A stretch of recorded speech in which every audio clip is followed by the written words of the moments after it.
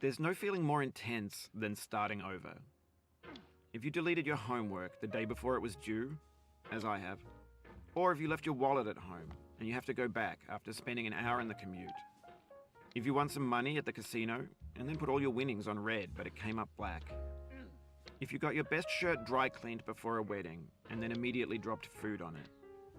If you won an argument with a friend and then later discovered that they just returned to their original view. Starting over is harder than starting up.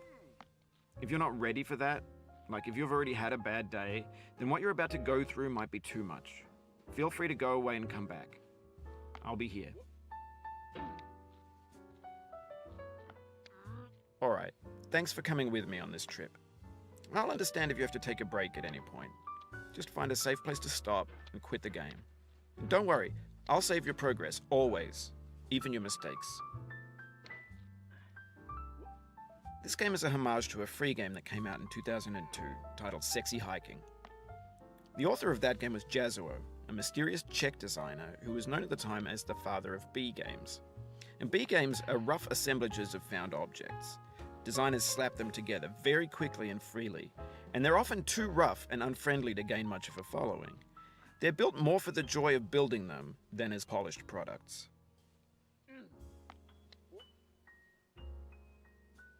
In a certain way, Sexy Hiking is the perfect embodiment of a B game. It's built almost entirely out of found and recycled parts, and it's one of the most unusual and unfriendly games of its time. In it, your task is simply to drag yourself up a mountain with a hammer. And that act of climbing, in the digital world or in real life, has certain essential properties that give the game its flavor. No amount of forward progress is guaranteed. Some cliffs are too sheer or too slippery. And the player is constantly, unremittingly in danger of falling and losing everything. Anyway, when you start Sexy Hiking, you're standing next to this dead tree that blocks the way to the entire rest of the game. It might take you an hour to get over that tree, and a lot of people never got past it. You prod and you poke at it, exploring the limits of your reach and your strength, trying to find a way up and over. And there's a sense of truth in that lack of compromise. Most obstacles in video game worlds are fake. You can be completely confident in your ability to get through them once you have the correct method or the correct equipment or just by spending enough time. In that sense, every pixelated obstacle in Sexy Hiking is real. The obstacles in Sexy Hiking are unyielding, and that makes the game uniquely frustrating. But I'm not sure Jazzuo intended to make a frustrating game. The frustration is just essential to the act of climbing, and it's authentic to the process of building a game about climbing. A funny thing happened to me as I was building this mountain.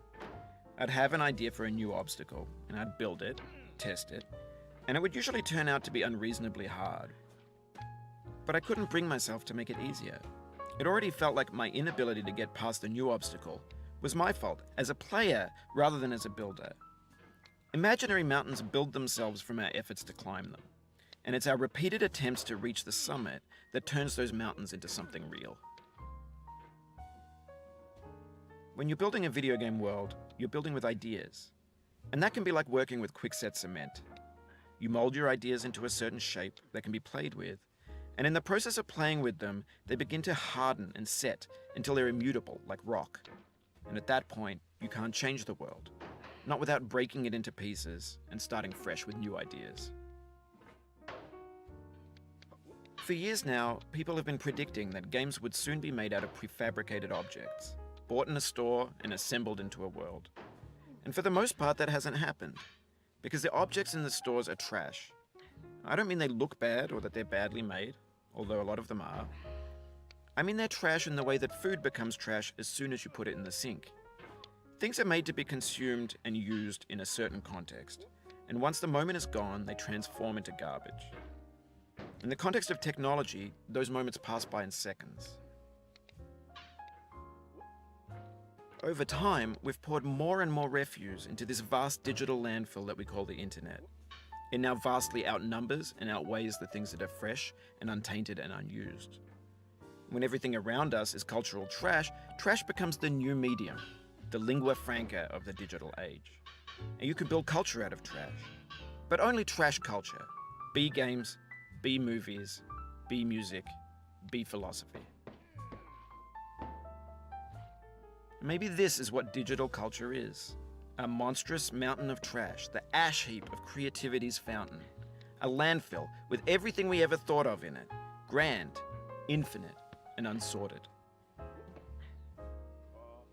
There's 3D models of breakfast, Gen X's fanfic novels, scan magazines, green screen Shia LaBeouf, banned snuff scenes on LiveLeak. Facebook's got lifelike bots with unbranded adverts and candid shots of Kanye and Taylor Swift mashups, car crash epic failed GIFs, Russian dashcam vids, discussions of McRibs, discarded, forgotten, unrecycled, muddled, rotten, untitled.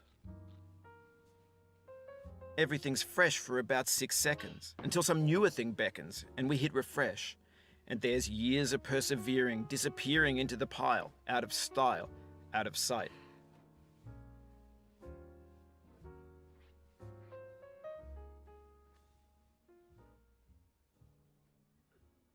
In this context, it's tempting to make friendly content that's gentle, that lets you churn through it but not earn it.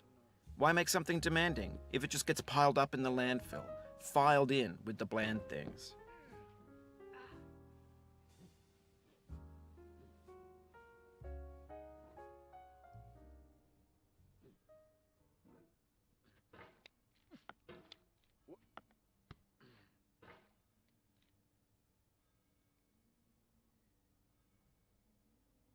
When games were new, they wanted a lot from you.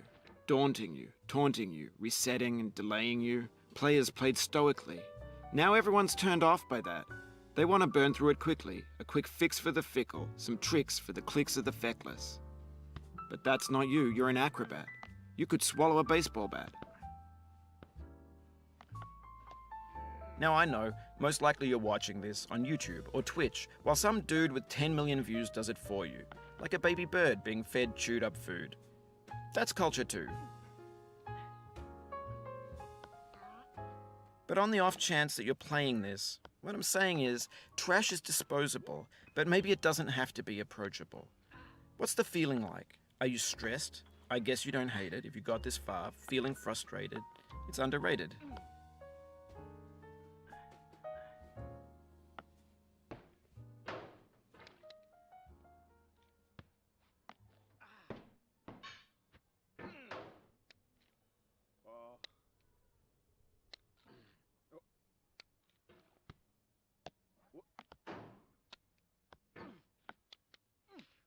Oh, you just lost a lot of progress.